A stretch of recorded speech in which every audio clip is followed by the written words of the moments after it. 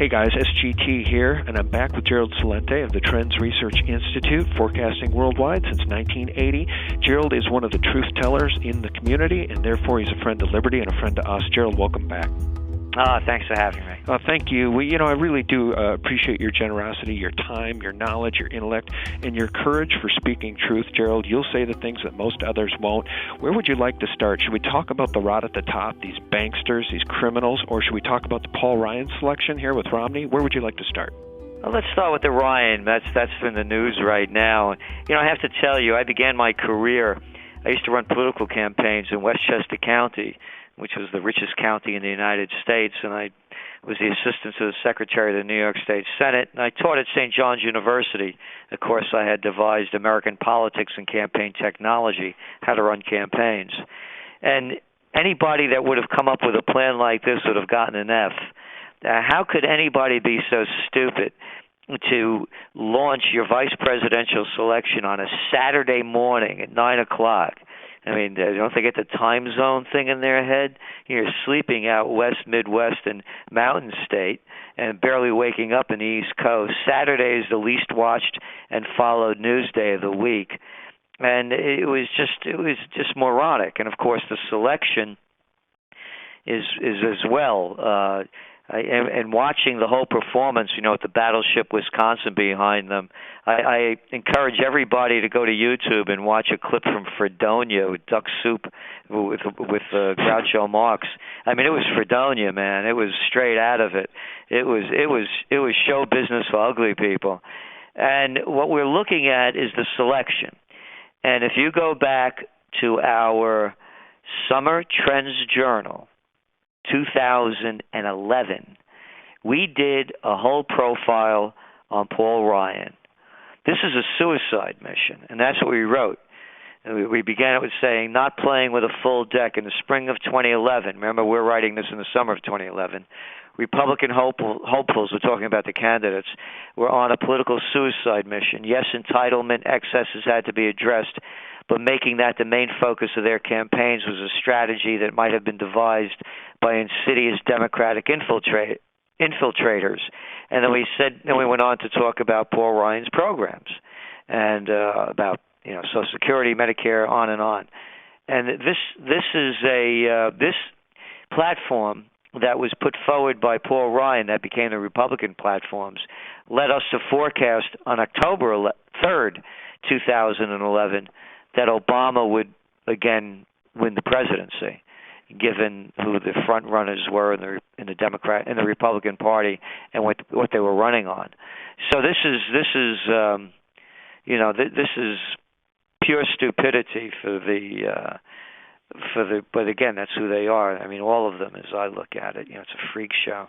But for the Republicans, this guy is not going to bring them anything other than attack opportunities for the Democrats. Yeah, it's a little bit like the McCain choice of Palin, but backing up, I want to talk about your Duck Soup reference because I felt the exact same way this weekend, and I posted it at SGT Report with a blurb saying, this propagandist, adolescent nonsense is exactly the antithesis of what we would have wanted and hoped for and what we would have gotten with the Ron Paul presidency. The military-industrial complex on the aircraft carrier, the Battleship, and the crazy cinematic over-the-top heroic music. It's just so insulting to any thinking person. Oh, by the way, I also wrote that Romney chose Paul, but he chose the wrong Paul. Of course, we didn't get Dr. Ron Paul or Rand Paul or anybody with a libertarian bent. We got this guy who's been for the bankster bailouts, who's been for TARP. It's going to sink the GOP, isn't it? Yeah. They're out of it, And then again, you have on the other hand, you have the Obama lies, and they're staging. Again, it's Fredonia plus because he's the president. And as you point out, it's adolescent. And what gets me are all the adolescents that go out to watch this cheap theater. Yeah. Whether it's Obama, whether it's Romney, whether it's Biden or Ryan or Bieber or the Kardashians. It's all the same. It's just a different level of stupidity. And how many people buy into it? So that's the discouraging thing, because they still believe this nonsense. On the banking front, Well, you know that Goldman Sachs just got another free ride from the Obama administration, for the dirty deals that they were pulling with the abacus deal, telling people to invest one way while they're betting the other way. No time. It's just, again, another example of the Obama administration and whose side they're on, the same side, the banking side. And so when we're looking at the high levels of financial crimes, when you go back to the LIBOR scandal, and of course most people won't know a LIBOR if they got hit in the head with one, but it just controls their daily lives and every dollar that they borrow, whether it's for student loans, auto loans, mortgages, credit cards. It covers over $700 trillion worth of derivatives and loans, and it's been rigged. Everybody knows it. And not everybody knows it. The Federal Reserve knew it. The head of the Federal Reserve Chairman, the Treasury Secretary, Timothy Geithner, when he was the head of the New York Fed in 2007, he wrote emails about the LIBOR scandal. They were all hip to it, and the Bank of England, of course, knew about it. So the whole game is rigged, and how people could keep buying into this, it really says a lot about the ethics and the composition of the human spirit that they would permit this to happen without any backlash at all. So the entire game is rigged. They're going to take us, it looks like, to more war to get our minds off the sinking economic problems. Numbers are coming out from Japan, China, Brazil. Everybody's way down. Lower than expected. I love that term. Lower than expected. Lower than expected by whom? By the shills that was saying that everything was great. So what we're looking at is when all else fails, they take you to war, and we're as I see it, we're on the war timeline. Yeah, you've been saying that for a long time, the first great war of the 21st century, because when the banksters can't have an answer, when their fiat doesn't fill the vacuum anymore, they take us to war. They do it time and time again, but people are catching on. Let me ask you this, though, Gerald. Have you heard any of these reports that even the Rothschild banking cartel is beginning to capitulate a little bit, and out of pure hope to save their own hides, they're even possibly getting back behind this idea of reimplementation of Glass-Steagall in order to save this empire from collapse? I don't believe it for a second. When you're a junkie, when you got a bad habit, logic doesn't dictate. When you're a psychopath, like these war criminals are, logic doesn't dictate. And a junkie keeps needing their fix. And these guys are money junkies. They can never get enough. There are no bounds or boundaries. They'd screw their mother to get another hit of financial fix. Right. So, no, they'll take the system down with them. They don't care. All they want is more. And anything they do will just be a little of something less. They won't put a full implementation in. It's just a show. And the show is that this is the greatest bank robbery in world history, and the banks are doing the robbing. You know how everybody in this country hates Iran? 3 cheers for Iran. They just found 4 bankers guilty, and now they're sentencing them to death. I want to see some head roll. You know how they talk about these prosecutors and these judges? We're giving these criminals this tough sentence so it sends a message out there. I want to see the message sent. I want to see the guillotine set up on Wall Street. I want to see Blankfein's head, Corzine's head, every criminal that has stolen all of these billions and trillions from the public. I want to see a couple of heads roll. Maybe that'll send the message. That'll straighten out the junkies. Let's see then the Rothschilds maybe start singing a different tune. But until that happens, crime pays. You give a guy a gun and he can rob a bank. You give a bank some freedom and they rob the world. Yeah, and we know that their end game, should they be able to keep this system stitched together for any length of time, would be to move us to a cashless society. And I've got this at SGT Report. I wrote this last night. I don't know if you've seen this, Gerald. It's about the Royal Canadian Mint recently introducing the Mint chip, and they say it's better than cash. Let me read this to you. Money as we know it is fine for today, but tomorrow is a different story, they say. Mint chip is currency in a digital form. Using a chip, you securely load value onto a smartphone. Not money, Gerald, but value. I go on to say here, the banksters have raped and pillaged every aspect of our society since the inception of the privately owned Fed in 1913. And the limited GAO audit of the Federal Reserve that was mandated by Dodd-Frank says that $16.1 trillion went missing during the last financial crisis. I know you know this, so let's recap. The international banking elite has given the world $700 trillion in derivatives fraud, the HSBC drug laundering fraud, the MF Global fraud, the high-frequency trading, pilfering, and stock market fraud, the manipulation of the precious metals and bond market frauds, the MERS mortgage fraud, nearly countless individual frauds from both Goldman Sachs and J.P. Morgan, and the international LIBOR interest rate fixing banking fraud. It's just endless fraud. Why on earth would we trust these criminals with our money on a chip? Well, that's exactly what they're doing too, as you're seeing all the with Starbucks as well. You know, you're buying things through your iPhones, and the whole thing is going digital. And exactly, that's what they'll keep doing. They're going to keep trying to do it to keep people away from the hard currency, and you get them used to the whole scam. That's the way it works. And you see what I look at people; they become the walking dead. Everywhere I look, people are bent over pressing buttons on their iPhone. You know, handheld. You know, how about handheld? What are you kidding me with this stuff? I mean, nobody's alive anymore. Yeah. They got you.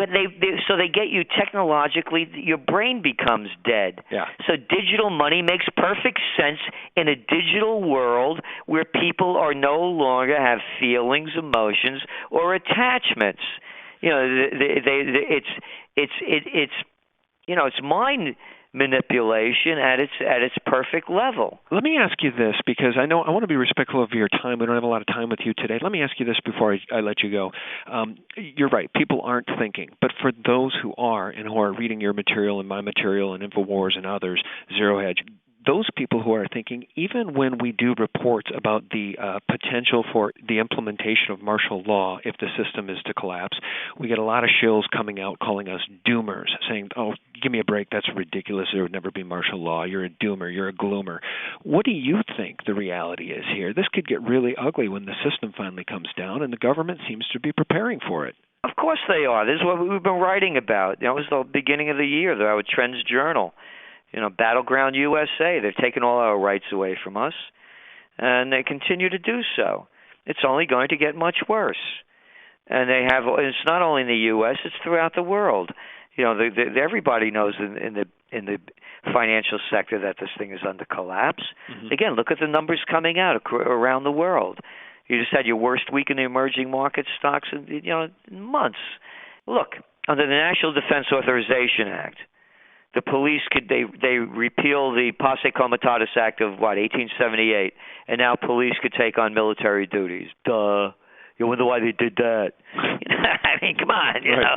Right. Yeah, of course they can, and they will, and they are.